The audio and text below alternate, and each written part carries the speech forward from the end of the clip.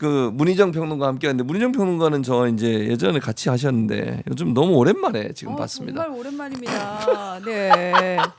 너무 오랜만인데 왜 이렇게 네. 살을 빼셨어요? 제가 뺀 게 아니고 자연스럽게. 아파서. 괜찮으세요, 근데? 교수님 우리가 이제 50대가 되면 여기저기 다 아프잖아요. 네, 그렇죠. 저도 그건 이제 맞습니다. 사실 좀 아파가지고. 지금은 괜찮으시죠? 지금은 다행입니다. 근데 한번 크게 아프면은 네네네. 체력 회복이 너무 더뎌서 나이가 들면 좀 힘들죠.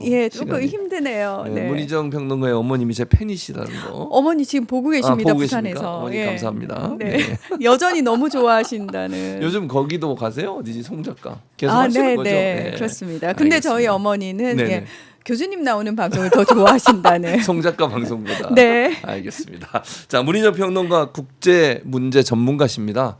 석사를 어느 대학이라고 얘기 안 하겠습니다. 국제 문제로 하신 거잖아요. 네, 국제정치학 석사죠. 국제정치학사. 네. 그래서 전문가 모시고 이제 먼저 저는 그 얘기부터 하고 싶어요. 이거 중국 문제는 좀 뒤로 하고 네. 시간이 지금 30분밖에 한 37분 정도 있습니다. 마두로 얘기를 왜냐면 이게 궁금해하니까 많은 분들이 네. 마두로 축출 문제가 네. 아니 근데 일단 이게 네. 미국이 이래도 되는 겁니까? 그러니까 일단 사람들이 의아해하는 게 베네수엘라는 독립된 나라고 네. 아무리 뭐 자기가 생각할 때 트럼프가 생각할 때 이거 마약과 연관돼 있다 하더라도 이렇게 막 가서 공격해서 데려올 수 있는 겁니까? 어떻습니까? 명백하게 말씀드리면 국제법 위반입니다. 국제법 위반이다. 네, 게다가 미국 헌법 위반입니다. 미국 헌법도 위반을 했군요. 네, 왜냐하면은 네네.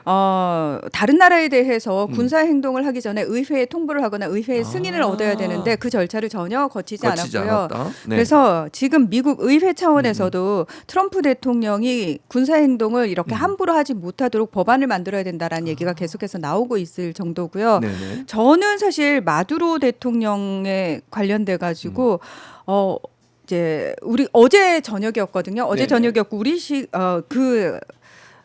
베네수엘라 현지 시각으로 새벽 2시경에 이제 2시에? 미국이 군사 작전을 시작을 한 건데요. 네네. 저는 어떤 충격을 받았냐면 어떤 충격 받으셨어요? 마치 그 12.3 불법 계엄했을 당시에 이게 말이 돼? 이게 있을 수 있는 일이야? 그러니까요. 좀 이해가 안 돼요, 사실. 멀쩡하게 주권이 있는 국가를 네. 군대가 들어가 가지고 공격을 하고. 그리고 합법적인 대통령 부부를 체포를 해왔습니다. 다른 나라에서. 네. 이해가 안 되죠. 사실은. 이거는 있을 수 없는 일입니다. 네. 있을 수 없는 일을 트럼프 대통령이 벌인 거라고 보시면 되고요. 자, 그러면 베네수엘라의 입장은 뭔가요?라고 되게 궁금해하시는데요. 그렇죠, 많은 분들이. 우리가 외신을 어느 쪽 외신을 보느냐에 따라서 달라요? 네. 좋아하던데요라는 사람들도 있어요. 그건 좀 이거는 분명히 아셔야 되는 게 뭐냐면은 우리나라에도 예를 들어서 윤 어게인을 외치는 사람들이 있잖아요. 그런데 만약에 다른 나라에서 그 윤 어게인 시위만 보고 한국에서 윤석열의 석방을 간절히 원하고 있다라고 보도를 하면 어떠실 것 안 되죠. 같아요? 그건 잘못된 보도잖아요. 말도 안 되는 소리잖아요. 말도 안 되는 소리죠. 네. 자, 베네수엘라 내부에도 네네. 반마두로 세력이 있겠죠. 반정부 세력이 그러겠죠. 있겠죠. 네, 당연히 그러겠죠. 그리고 마두로 대통령을 지지하는 사람들이 있겠죠. 당연하죠. 네. 그러니까 뭐 단순히 베네수엘라는 지금 축제 분위기인데요라고 얘기할 수 있는 부분은 아니라는 거. 그리고 지금 사실 베네수엘라의 상황을 우리가 항상 뉴스라는 게 그렇잖아요. 좀 비극적인 일들, 부정적인 일들 중심으로 보다 보니까 맞아요. 베네수엘라 빈곤율 높더라, 인플레이션 맞아. 장난 아니더라, 그렇죠. 엄청나게 베네수엘라 사람들이 다른 나라로 난민이 돼서 떠나더라 이런 얘기들만 보다 보니까 그러면 마두로 정권을 끌어내리기를 원하는 사람들이 많을 것 같지 않느냐. 게다가 지난해 10월에 노벨 평화상을 마두로의 대척점에 있는 코리나 마차도라고 하는 야권 지도자가 받았어요. 그랬군요. 그러니까 자 생각해 보세요. 노벨 평화상을 야권 지도자가 받았네? 그러면은 마두로 대통령은 나쁜 놈이네? 그렇게 되죠. 자, 이분법적으로 그렇게 생각이 되는데 그렇죠. 자, 마차도라는 야권 지도자는 어떤 사람이냐면 베네수엘라의 야권은 우파입니다. 우고 차베스 대통령이 1999년에 집권하기 전에 굉장히 오랜 시간 동안 베네수엘라는 독재를 했고요. 그게 우파 독재였고요. 그 당시에 미국 석유 기업들이 들어와 가지고 베네수엘라의 그 엄청난 석유를 가지고 이권을 엄청나게 가져갔고요. 네. 그 당시에도 베네수엘라 사람들은 굉장히 빈곤율이 높았습니다. 1999년에 진보 좌파 대통령이 우고 차베스가 처음으로 정권을 잡아서 네. 석유 기업을 국유화하면서 그 이권을 가지고 이익을 가지고 국민들에게 돌려주는 일을 시작을 한 겁니다. 네, 그래서 그러면 노벨 평화상을 받은 그 사람은 민주화를 위해서 애쓴 사람인가요? 아니요. 철저하게 저는 극우라고 말씀을 드립니다. 이 사람은 뭐라고 얘기를 하냐면 미국 개입해달라. 마두로 정권을 제발 전복시켜달라. 자, 외세의 개입을 대놓고 요구합니다. 네. 그리고 이스라엘이 가자 지구에서 팔레스타인에 대해서 학살을 저지른 부분에 대해서도 잘한다. 라고 얘기를 하는 사람입니다. 그래서 사실 그 사람이 노벨 평화상을 받는 것 자체가 문제가 있다는 얘기가 굉장히 많았고요. 그렇기 때문에 노벨 평화상을 받은 사람이 야권 지도자이기 때문에 마두로 정권은 나쁜 정권이다라는 이분법적인 해석을 가지고 바라보면 안 된다는 거. 예. 그러면 지금 미국은 어떻게 얘기하고 있냐면 네. 뉴욕에 이 사람을 잡아왔고 네. 재판을 받게 될 거다. 일단 궁금한 게 혐의가 네. 뭐냐고 중요하고 두 네. 번째는 왜 미국에 재판을 하는 거야? 베네수엘라 사람이잖아요. 그렇죠. 네. 그래? 자, 트럼프 네. 대통령이 1기 때도 네. 당시 마두로 대통령이었어요. 베네수엘라는. 그 당시에도. 그 당시에도. 네네네네. 그래서 엄청나게 마두로 정권을 압박했습니다. 트럼프 대통령이 당시에. 그래서 무슨 일이 있었냐면 네. 2019년 1월에 후안 과이도라고 하는 당시 국회의장이 야, 우리 이 정권 마두로 정권 인정할 수 없어. 지금부터 내가 대통령이야. 국회의장이요? 네. 그러니까 미국이 기다렸다는 듯이 네. 옳소 우리는 후안 과이도를 베네수엘라의 대통령으로 인정할 거야라고 얘기를 하면서 뭔데요? 아니 다른 나라잖아요. 그러니까 그러면서 네. 심지어 동맹국들한테 나 인정할 건데 니들은 어떻게 할 거야? 그때 사실 아니지. 부끄럽게도 우리나라도 그 50개국 그러니까 미국과 같은 편에 섰었습니다 당시에. 네네. 자, 근데 그때 트럼프 대통령이 마두로 대통령에 대해서 마약 테러리스트다. 그러니까 마약 카르텔의 수장이다라고 하면서 그 부분과 관련해 가지고 자국 내에 법원에 고발을 했던 상황이고요. 이게 왜 그러냐면은 트럼프 대통령의 주장은 이겁니다. 베네수엘라를 통해서 마약이 미국에 들어와서 미국에 엄청난 해악을 끼친다. 그렇기 때문에 내가 지금 베네수엘라를 압박하고 마두로 대통령을 잡아온 거는 마약 범죄 혐의로 잡아온 거다. 근데 그게 다른 나라 사람을 그렇게 해도 되는 거예요? 막? 안 되는 거죠. 그러나 미국은 본인들이 마약이 본인들의 국가 안보를 위협에 빠뜨릴 정도로 본인들 법 내에서는 그렇게 국가 안보를 위기에 빠뜨릴 정도로 심각한 문제에 한해서는 자국 내 법으로 본인들은 처벌할 수 있다라고 주장을 하고 있거든요. 그런데 전문가들도 뭐라고 얘기를 하냐면 트럼프 대통령의 이 주장이 전혀 논리적이지 않다라고 얘기하는 게 실제로 미국 내로 들어가는 마약은 콜롬비아나 페루에서 만들어져 가지고 멕시코를 통해서 들어가는 게 대반이고요. 오히려 베네수엘라를 통해서는 유럽 쪽으로 가죠. 아, 마약이. 그렇습니다. 본인은 그래서 직접적인 피해도 없는데도 지금 그렇게 만들어 간다. 주장을 하는 거죠. 왜 주장을 하냐면은 네. 마두로 정권을 끌어내릴 그리고 마두로 대통령을 체포할 명분을 만들기 위한 빌드업을 하는 거죠. 실질적으로 군사 행동을 한다라는 거는 상대가 뭔가 중대한 안보적 위기를 초래했을 때 가능한 거잖아요. 그렇죠. 네, 맞아요. 그런데 어떤 안보적 위기를 초래하지 않은 상황에서 갑자기 나 마두로 싫은데 우리 석유 예전에 우리 미국 기업이 가지고 있던 거 다시 빼앗아 올 건데라는 말 할 수가 없잖아요. 안 되죠. 그러니까 나름 명분을 만든다고 만드는 게 우리나라의 심각한 마약 문제가 베네수엘라 때문이다. 그리고 그 중심에 마약 카르텔의 수장을 마두로가 맡고 있기 때문에 우리는 마두로를 처단하러 들어간 거다라고 이야기를 하고 있는 겁니다. 아, 정말 이해가 안 돼. 또 더 황당한 건 정권이 이양될 때까지 그러니까 네. 베네수엘라에 이제 마두로가 체포가 됐으니까 네. 새로운 정권이 들어서야 될 텐데 그때까지 미국이 베네수엘라를 운영을 한다고요, 나라를? 근데 교수님 지금 말씀하시는 게 네네. 어폐가 있는 게 뭐냐면 뭡니까? 자, 미국이 일방적으로 베네수엘라의 주권을 무시하고 합법적인 대통령을 잡아갔다고 그렇죠. 해서 네. 마두로 정권이 끝난 게 그건 아닙니다. 아니죠. 네. 그러니까 다시 말해서 지금 일단 베네수엘라의 법상 헌법상 대통령 유고시 네. 부통령이 승계하게 돼 있거든요. 승계를 하게 돼 있군요. 그래서 로드리게스라고 하는 부통령이 일단 네. 승계를 해야 된다라고 베네수엘라 대법원. 왜냐하면 일단 현실적으로 마두로 대통령이 잡혀간 거는 사실이고 유고 그렇죠. 상태인 건 맞으니까. 맞아요. 그건 맞죠. 그래서 당분간 대법원에서는 이 로드리게스 부통령한테 맡으라고 했어요. 그런데 로드리게스 부통령이 공식적으로 우리의 대통령은 마두로뿐이다라고 얘기를 하고 있고 대법원조차도 마두로가 다시 돌아오지 못하기 때문에 빨리 선거를 치러야 된다라는 판단을 내리진 않았어요.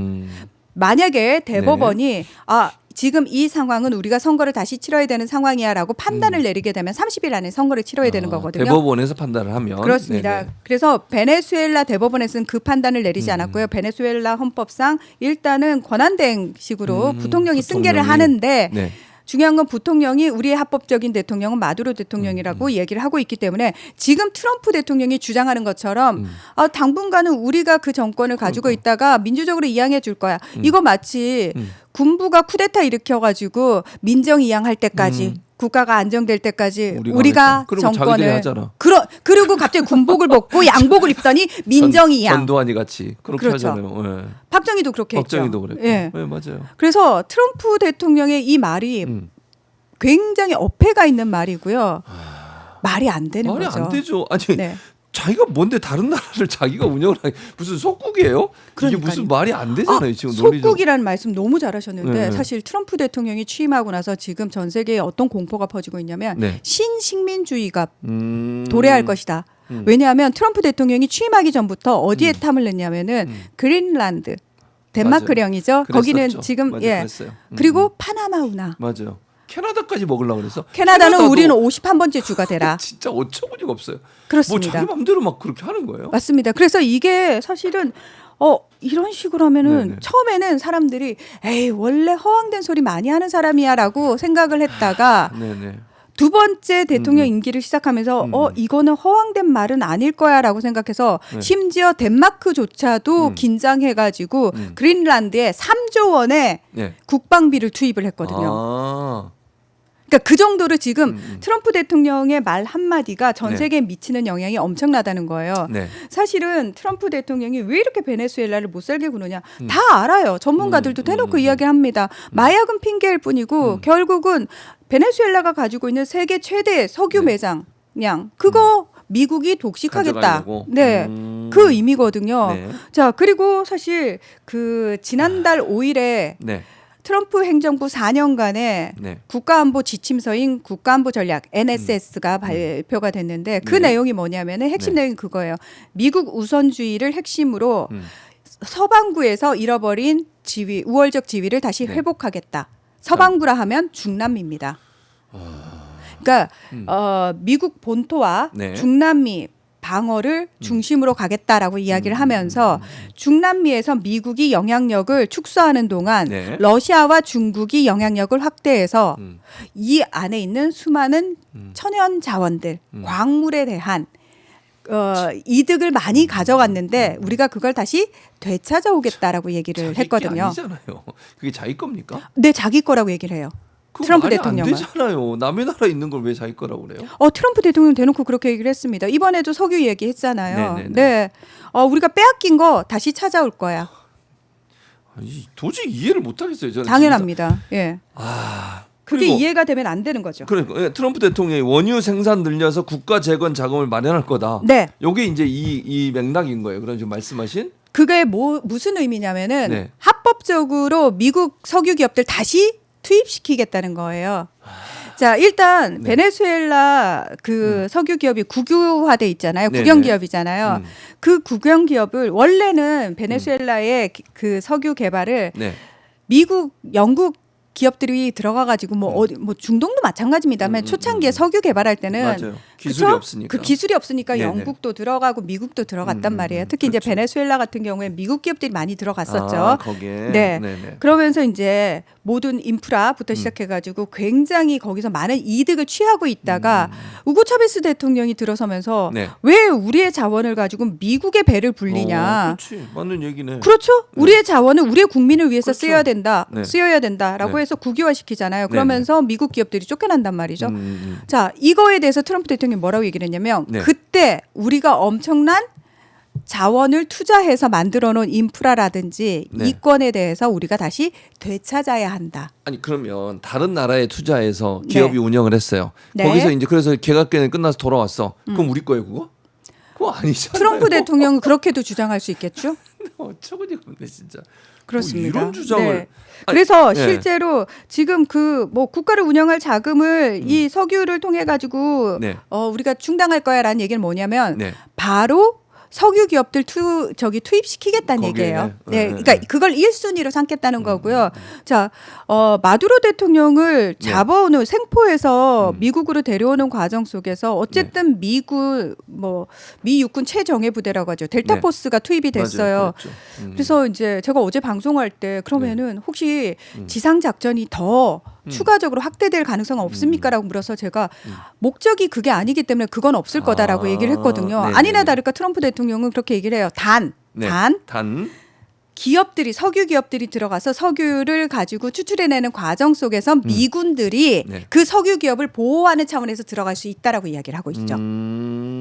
보호하는 차원에서 그게 또 핑계거리네. 그렇죠. 참 무슨 이런.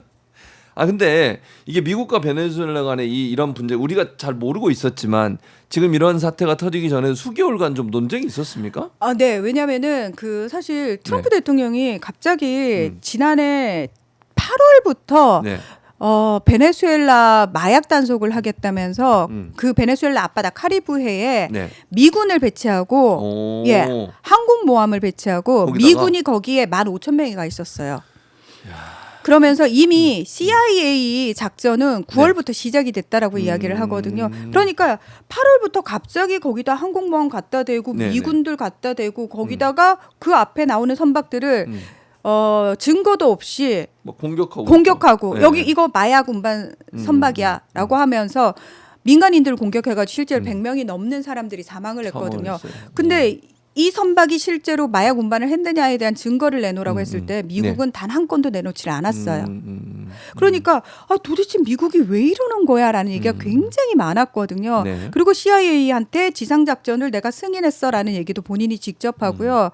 마두로 대통령한테 계속적으로 네가 곱게 물러나면 너와 네 가족들의 안전은 보장해 줄게. 그러지 않으면은 너 끝장낼 거야라는 식으로 계속 압박을 했거든요. 네네. 그때조차도 사실은 트럼프 대통령이 내부적으로 트럼프 대통령의 관세 정책이라든지 이런 걸로 인해서 미국 인플레이션이 심해지고 미국 내에서 지지율이 떨어지고 본인이 하고자 했던 우크라이나 전쟁 중재라든지 뭐 가자 지구의 평화라든지 이런 것들이 쉽게 안 되다 보니까 네. 다른 쪽으로 또 하나의 시선 돌리기를 하기 위해서 베네수엘라를 압박하고 동시에 네. 석유라는 또 하나의 성과를 가져오기 위해서 저런 식으로 하는 게 아니겠느냐. 플러스 중국을 압박하기 위해서. 아 중국까지도 염두에 그렇죠. 두고. 염두에 네네. 두고 여러 가지 복합적 이유에 의해서 베네수엘라에 대해서 그런 작전을 하고는 있었지만 실질적으로 군사작전을 해서 무슨 테러리스트 잡아오듯이 잡아올 거라는 생각을 못했던 게 왜 그렇죠. 그러냐면은 아무도 못하죠. 일단은 중국하고 러시아가 굉장히 예. 베네수엘라 지지 입장을 강력하게 밝히고 있던 상황이었어요. 예, 예. 상황이었기 때문에 네. 그렇게까지는 안 할 거라고 생각을 했는데 트럼프 대통령이 그 선을 넘어선 거죠. 자, 이게 의미하는 게 굉장히 큽니다. 왜 크냐면은 네. 자, 트럼프 대통령이 이제 이렇게 해버리게 되면은 우리가 다른 나라들에서 군사력으로 압도적인 군사력으로 힘이 약한 나라를 이런 식으로 침공했을 때 과연 그러니까 올바른 비판이 될 수 있을 것이냐. 못하죠. 자, 우크라이나를 침공한 러시아를 미국은 비판했지만 그렇죠. 지금 트럼프 대통령이 비판할 수 있을까요? 못하죠. 자, 자기도 했잖아요. 중국이 대만을 침공한다고 했을 때 아무도 말 못하죠. 아무도 말 못합니다. 미국도 말 못하죠. 당연합니다. 자기도 했으니까. 넌 되고 난 안 그러니까, 되니? 그건 말이 이렇게 안 되죠. 되는 상황이 돼버리는 거예요. 그러니까. 이게 어떤 후폭풍을 가져올지 이게 사실 국제사회에서는 더 큰 문제라는 거예요. 트럼프 대통령이 국제법도 무시하고 국제 질서라는 거 아예 무시하고 규정 자체를 깡그리 무시하면서 본인이 하고 싶은 걸 다 해버렸다. 자, 그래? 미국도 하네? 그럼 우리도 해볼까? 이렇게 돼버리게 되면은 앞으로 훨씬 더 많은 혼란과 갈등과 대립이 국제사회 곳곳에서 터질 가능성이 커졌다라는 거죠. 그 마두로가 축출되면서 그러면 근방에 있는 남미 나라들 다 긴장하고 있을 텐데 그렇죠. 쿠바는 어때요? 쿠바 정권도 그러면 지금 사실은 그런 얘기가 있어요. 네. 마코 루비오 미 네. 국무장관이 네. 쿠바계 이민자 2세예요. 아 그래요? 자, 미국이라든지 네. 미국이라든지 서방 국가로 가 있는 쿠바나 베네수엘라 출신의 사람들은 현재 그 내부 정권에 반대하는 사람들이 거의 대부분입니다. 마찬가지로 네. 이란에서 서방 국가로 가 있는 사람들은 지금 현재 이란 정권에 대해서 반대하는 사람들입니다. 네, 네. 그래서 마코 루비오 국무장관도 쿠바 혁명 정부가 쿠바가 혁명에 성공하고 혁명 정부가 세워졌을 때 기존의 친미 정권에 빌붙어 가지고 기득권으로 살던 사람들이 결국은 혁명 정부에 의해서 이제 반기를 들면서 그러니까 혁명 정부가 그때 기회를 줬어요. 그래? 그럼 니들 가라. 미국으로. 그래서 네. 가가지고 그 근처인 플로리다주에 엄청나게 많은 쿠바계 난민들이 이민자들이 모였고 그렇죠. 가까우니까. 네. 그리고 실제로 거기에 리틀 하바나도 있잖아요. 네, 맞아요. 네. 있어요. 근데 마코 루비오 국무장관이 부모가 그때 온 사람이에요. 그러면 루비오 국무장관은 지금 현재 쿠바 정권에 대해서 어떤 감정일까요? 반감 있겠죠. 굉장히 반감 있죠. 그렇죠. 자, 그런데 쿠바와 베네수엘라가 굉장히 특별한 관계입니다. 자, 베네수엘라가 네. 미국으로부터 봉쇄를 당하고 쿠바 역시도 봉쇄를 엄청나게 당하잖아요. 그렇죠. 자, 그럴 때는 서로 봉쇄를 당하고 미국으로부터 억압받는 국가들끼리 힘을 합치는 경향이 있잖아요. 특히 중남미 쪽에서는 자, 베네수엘라는 석유가 있어요. 쿠바는 뭐가 있냐면은 의료, 의료, 교육, 그리고 엄청난 정보 자산들. 쿠바가. 그래서 그 우고 차베스 대통령 때부터 쿠바와 베네수엘라가 굉장히 끈끈해집니다. 그래서 쿠바한테 석유를 주고 네. 쿠바는 의료, 교육, 뭐 정보 이런 것들을 주고 서로. 네. 그런 상황에서 지금 쿠바도 굉장히 또 경제적으로 힘든 상황이거든요. 그 상황 속에서 루비오 대통령은 루비오 국무장관은 네. 쿠바 정권도 같이 압박하고 싶은 거예요. 자, 그러면 베네수엘라 앞에서 유조선을 납포를 하잖아요. 네. 미국이 유조선까지 납포하고 있거든요. 그러면서 이 석유는 우리 거야? 얘네 불법적이야? 이러면서 가져가요. 자, 이게 실제로 쿠바로 향하는 석유일 경우에는 쿠바가 실질적으로 받던 에너지 공급이 안 되기 때문에 쿠바가 더 힘들어집니다. 그렇죠. 그 사이에 균열이 생길 수밖에 없어요. 같이 힘들어지는 겁니다. 그래서 지금은 베네수엘라를 때렸어요. 근데 네. 트럼프 대통령이 뭐라고 얘기를 했냐면 베네수엘라의 차기 뭐 로드게리스 부통령 우리는 너하고 협력할 의향이 있어. 네가 결정할 문제야. 너 우리한테 붙을래 아니면 너 마두로 편들래. 누가 되든 간에 우리는 마두로처럼 니들을 그런 식으로 대할 거야라고 이야기를 하고 있거든요. 자, 마두로 대통령에 대해서 지금 이 상황에 대해서 마두로 대통령과 같은 이제 반미 기치를 내걸던 국가들이 있어요. 쿠바도 마찬가지고 네. 그다음에 콜롬비아. 거기도 이제 진보 정권이거든요. 네, 네, 네. 그리고 뭐 특히 브라질의 룰라 대통령도 그렇죠. 마찬가지고 네, 네, 네. 이런 나라들은 다음이 우리가 안 되리라는 그럴 수 보장이 있죠. 없다. 네, 맞아요. 그래서 진짜로 베네수엘라를 이렇게 할 정도면은 트럼프는 여차하면 쿠바도, 여차하면 콜롬비아도, 여차하면 멕시코 마약 카르텔을 친다는 목적으로 멕시코도 공격할 수 있겠구나. 라는 생각들을 이미 하고 있다라는 거죠. 네, 네. 그런 상황이다. 그리고 지금 이 사건이 터지고 나서 이 트럼프의 이런 행동은 국제법을 위반했다라는 얘기들이 많이 나오고 있습니다. 우리 김준영 의원을 포함해서 많은 분들이 글을 올렸던데 네, 명백하게 맞아요. 국제법 위반이죠. 그렇죠. 어떤 점에서 그렇습니까? 일단 네. 유엔 헌장에서 네. 무력 행위를 통해서 주권 국가를 침공하는 건 금지돼 있잖아요. 맞아요. 예, 그렇죠. 그거 자체를 사실은 위반한 거죠. 그래서 그렇죠. 구테우스 유엔 사무총장조차도 이거 국제법 위반이다라고 그렇게 이야기를 얘기했죠. 하고 있는 겁니다. 게다가 지금 사실은 더 큰 문제가 뭐냐면은 자. 본인이 계속 나 노벨 평화상 받을 그 만한 얘기하죠. 자격이 예, 있어. 맞아요. 내가 8개의 전쟁을 멈췄어라고 얘기를 하잖아요. 근데 전쟁을 일으켰잖아요. 지금 전쟁을 일으키가 침공을 한 거지 다른 그렇죠. 침공을 한 거죠. 네네. 그런데 이거에 대해서도 트럼프 대통령 뭐라고 얘기를 하냐면 힘에 의한 평화. 그게 말이 안 되는 거예요. 국제 질서에서 힘에 의한 평화라고 하는 거는 그러니까 좋게 얘기하면 우리가 힘을 길어서 평화를 유지하겠다는 그건 다른 나라를 침공하지 않는다는 전제가 이루어지는 거잖아요. 그렇죠. 근데 침공을 하면 안 되죠. 근데 트럼프 대통령은 침공이 아닌 거예요. 난 마약 카르텔의 수장을 잡아왔을 뿐이야라고 계속해서 주장을 하고 있는 거고 그래서 실질적으로 다음 주부터 네. 미 연방 법원에서 음. 마두로 대통령에 대한 재판을 시작했죠. 시작한다고 얘기를 하잖아요. 자, 지금 전 세계가 긴장을 하고 있는 게 뭐 중남미는 중남미대로 그러면서도 중남미 내에서 또 친미 정권이 세워진 나라들 있잖아요. 네네. 대표적으로 아르헨티나 같은 나라들. 아르헨티나. 만세 부르고 난리 났어요. 그러게 트럼프 형님 말 좀 잘 듣지 그랬니? 라고 얘기를 하는데 저는 베네수엘라에서 만약에 지금 이제 어떤 상황들이 벌어지는지 좀 볼 필요가 있는 게 네. 중국하고 러시아는 일단 반대 입장을 밝혔어요. 미국에 네. 대해서 반대 입장을 밝혔고 그리고 유엔 안보리 회의가 소집이 됐어요. 거기서 아마도 이제 중국하고 러시아, 콜롬비아 뭐 이런 나라들이 굉장히 강하게 미국을 질타를 하겠죠. 자, 그런데 여기서 또 하나의 문제가 러시아하고 중국 같은 경우에는 베네수엘라하고 굉장히 끈끈한 관계가 있고 뿐만 아니라 베네수엘라 내부의 경제적 이권에 개입이 돼 있거든요. 이 네. 나라들은. 근데 미국과 만약에 적절한 타협을 할 경우에는 네.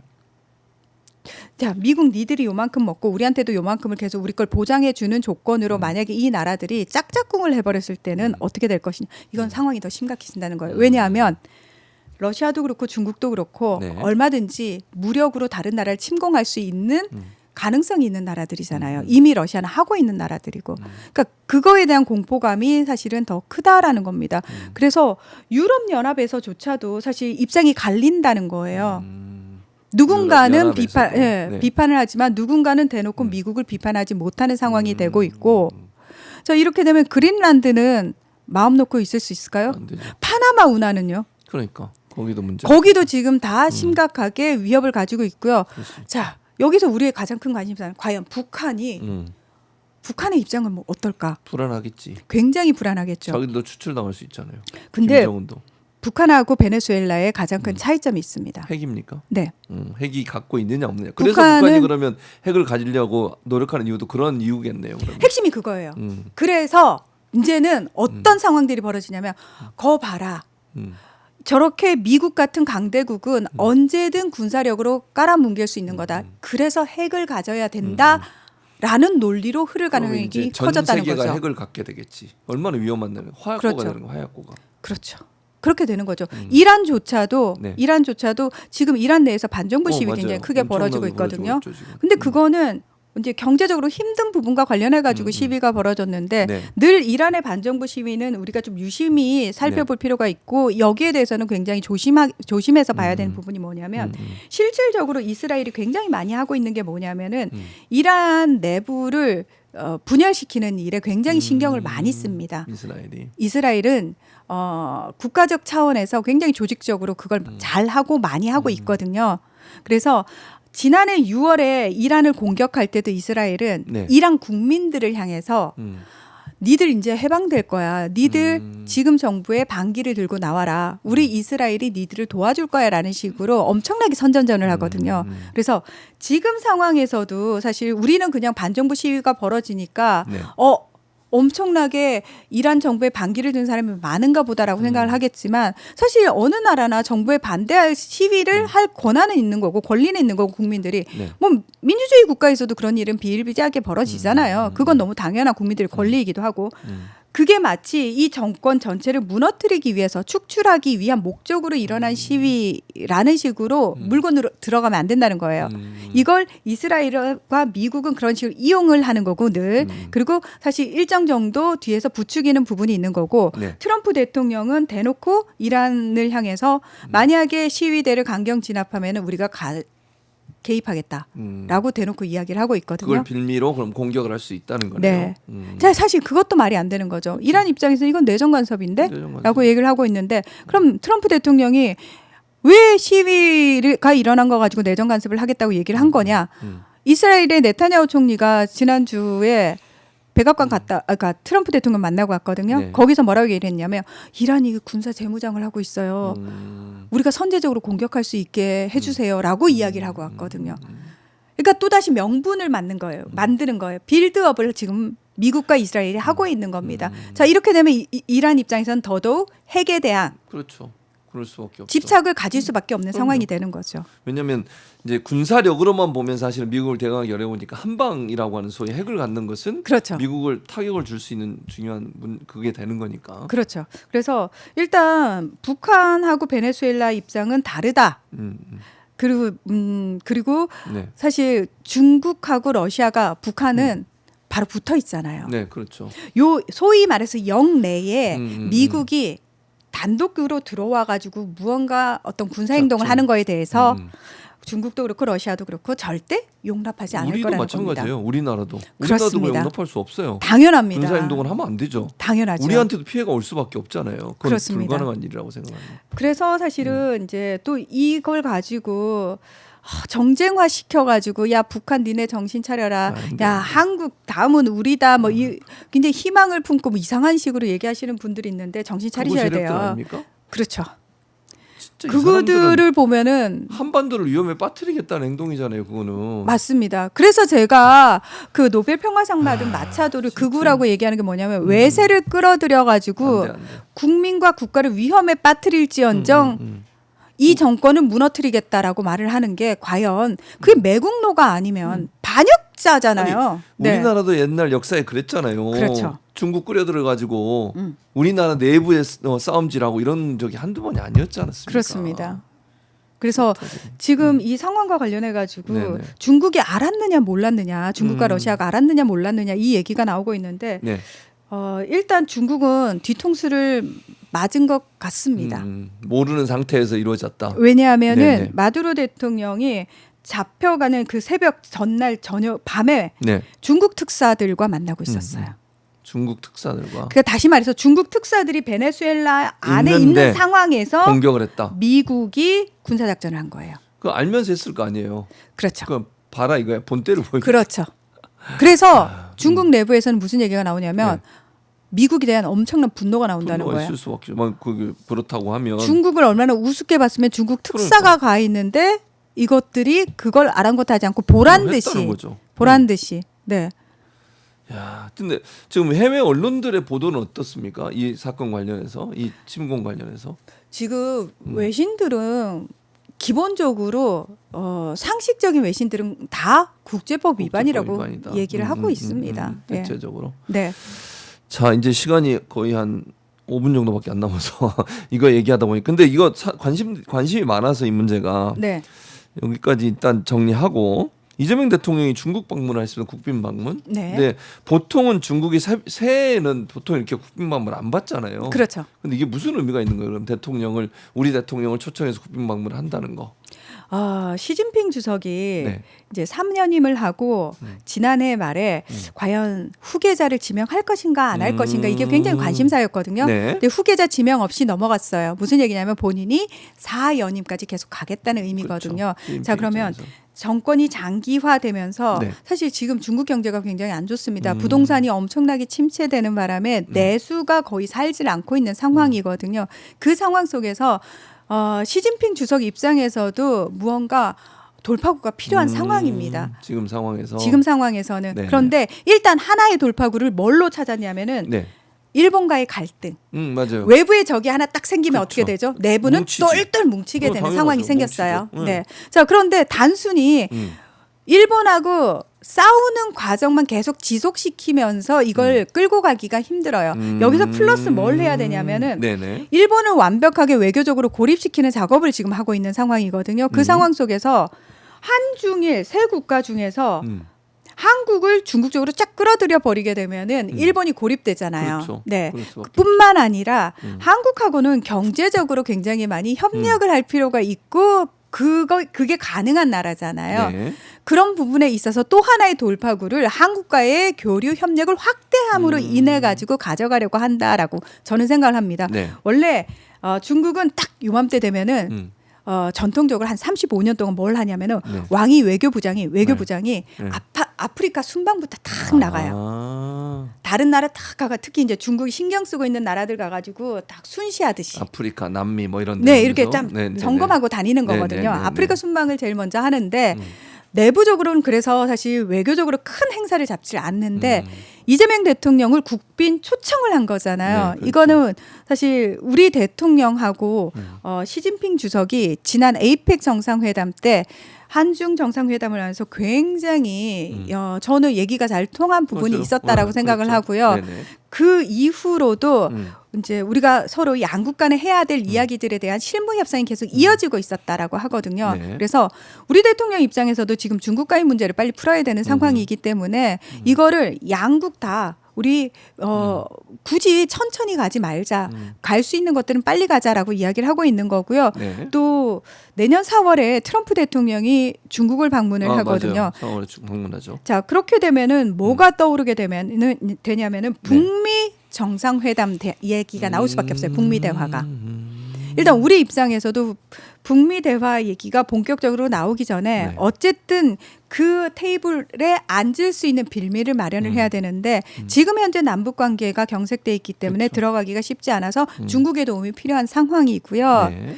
자, 중국 입장에서도 어쨌든 북미 대화이긴 합니다만 전반적으로 한반도 문제가 되는 거잖아요. 그 한반도 문제에 있어서 중국은 늘 본인들이 핵심 국가이기를 원하는데 맞아요. 그렇죠. 한쪽인 북한하고도 당연히 관계를 오랫동안 이어왔지만 네. 한국하고는 3년 동안 너무 안 좋았거든요. 그렇죠. 그래서 빨리 나머지 한쪽하고도 풀 필요가 있는 거죠. 음. 그래서 서로한테 지금 너무나 예, 음. 필요한 상황이고요. 또 네. 하나가 뭐냐면은 네. 작년에 중국 관영 매체가 그런 얘기를 했어요. 우리가 기술적으로 한국을 많이 앞질렀다. 그러다 보니까 한국 경제계가 굉장히 위협감을 느끼면서 해결책 찾는 거에 분주하더라. 그래서 내가 그 해결책을 주려고 해. 라고 얘기를 하면서 우리 중국하고 실질적인 협력을 하자라고 얘기를 하면서 네. 특히 AI 협력을 하자라고 이야기를 했습니다. 네네. 예. 우리 대통령께서도 실질적으로 중국의 기술력이 이제는 어느 정도 올라왔다라고 인정을 하면서 네. 수평적인 관계에서 협력에 대한 필요성을 이야기를 했거든요. 그래서 단순히 네. 그냥 오고 가고 의례적인 어떤 인사 차원 얼굴 트고 그냥 형식적인 외교적인 언사하는 수준이 아니고요. 아닙니다. 200명이라는 경제 사절단을 끌고 간다라는 거는 실질적으로 경제 협력이 교류가 확대될 가능성이 훨씬 커졌다. 커졌다. 그리고 거의 구체화됐다라고 보시면 될 것 같습니다. 네, 알겠습니다. 시간이 이제 다가돼 가지고 우리 문희정 평론가 막 그냥 한 40분을 계속 혼자 얘기하기 힘드실 텐데. 오늘 전 맞춰야 너무 되는데. 재밌어요. 아, 그렇습니까? 네. 오늘 시간이 좀 짧아서 그래도 한 40분 하셨어요. 아, 그리고 그런가요? 마두로 대통령 관련해서 많이 궁금해했는데 시청자분들이 그 부분을 잘 설명해 주셔가지고 이해도를 높였습니다. 고맙습니다. 네. 전문가답게. 고맙습니다. 오늘은 여기서 마무리하고 또 뵙도록 하겠습니다. 네, 고맙습니다. 국제정치 전문가 문희정 평론가였습니다. 고맙습니다. 네, 고맙습니다.